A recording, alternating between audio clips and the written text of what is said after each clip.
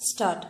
Ever since I landed in your beautiful city 24 hours back, I have received such an amount of affection and kindness that I feel overwhelmed.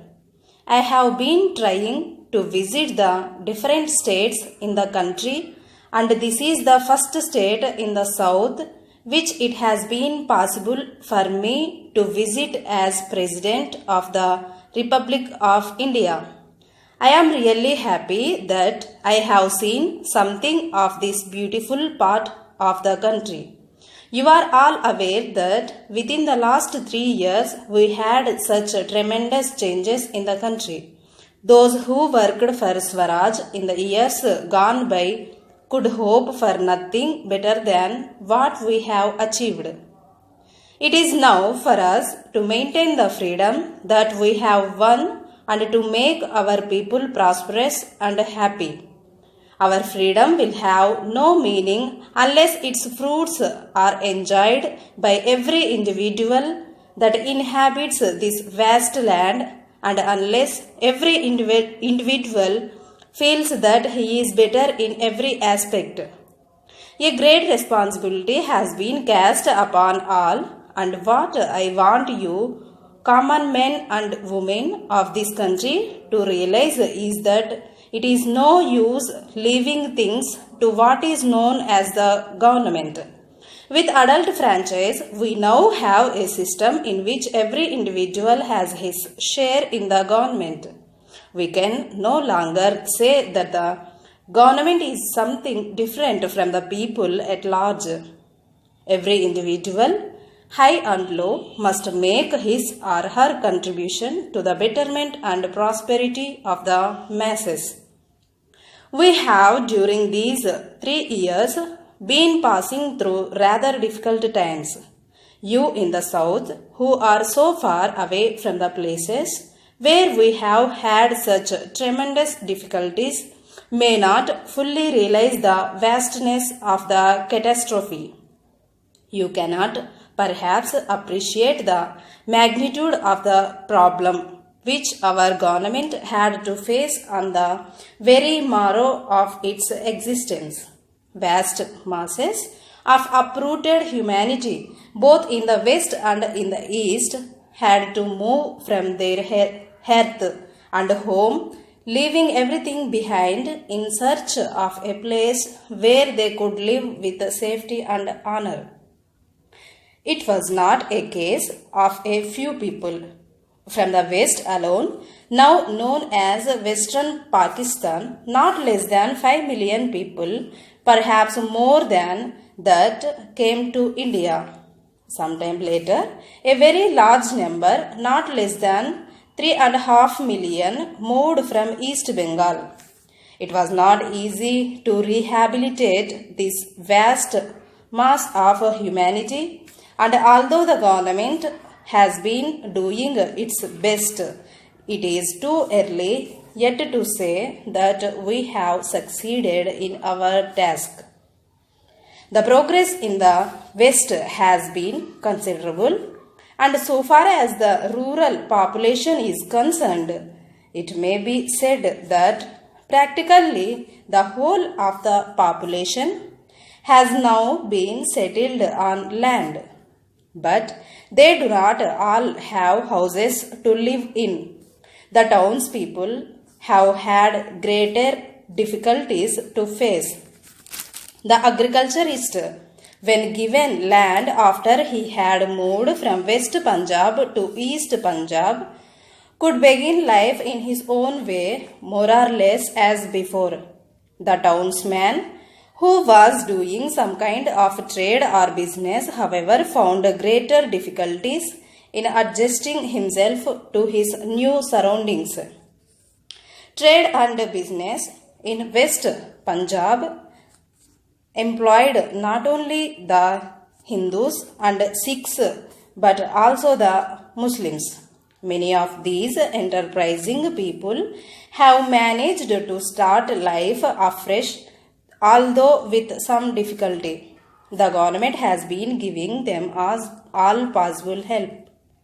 Thousands and thousands of houses have been built at a government expense for housing them. In growing townships, these people are working and building up houses for themselves. Similar work is being done in West Bengal, where also large numbers have moved from East Bengal. The rehabilitation and resettlement of these people has been the greatest of the problems government has had to face. Perhaps we are now nearing the end of this problem, although it is still too early to say that we have actually dealt with it completely. There have been other problems confronting our government. We have had difficulties over food, which you also have been experiencing as much as, if not more than, people in other parts. Even before the partition, we used to import large quantities of food grains. It used to come mostly from Burma, where there have a surplus of rice. Since the war difficulties have arisen, Burma is not able to produce as much as she used to do before. A great source of supply was thus very largely cut off. Of course, Burma is now coming up again with a larger and larger production, but it has not yet reached its pre-war level. This compelled us to import large quantities of other food grains from different parts of the world. We in the north regret it, but it cannot be helped. In the south, you are being supplied partially with wheat and the other grains to which you are not ordinarily accustomed. Unfortunately, that cannot be helped. Bombay, dated 10th January 1959. To the Deccan Trading Company Limited, Sultan Bazar, Hyderabad. Dear sirs, I am happy to hear today from my colleague Mr. James of the proposed extension of your business.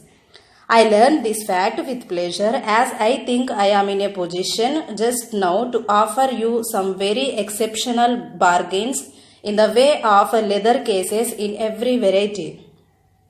My stock is huge and I feel sure I should be able to supply you with such cases as you may desire. I can promise you early delivery, and if you will peruse the enclosed price list, you will see the prices are very reasonable.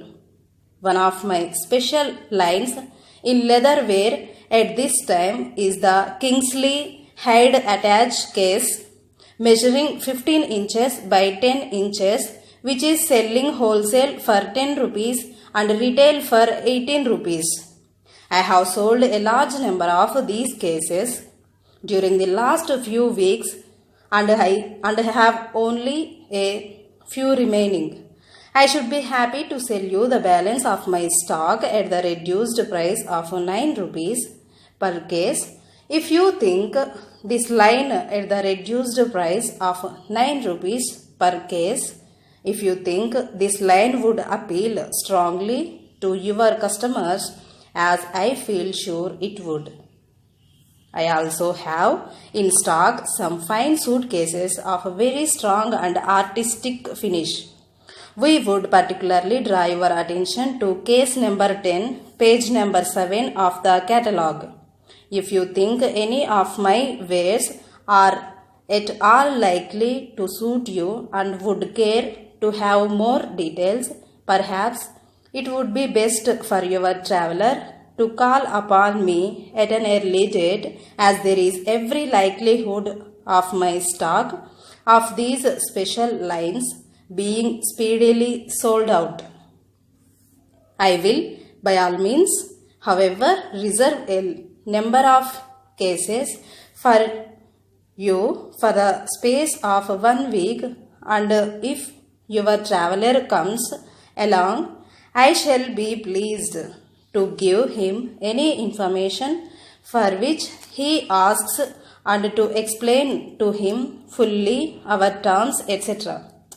In my opinion, you should be very successful with this new line of business in your town. I hope I may hear from you early. Yours faithfully.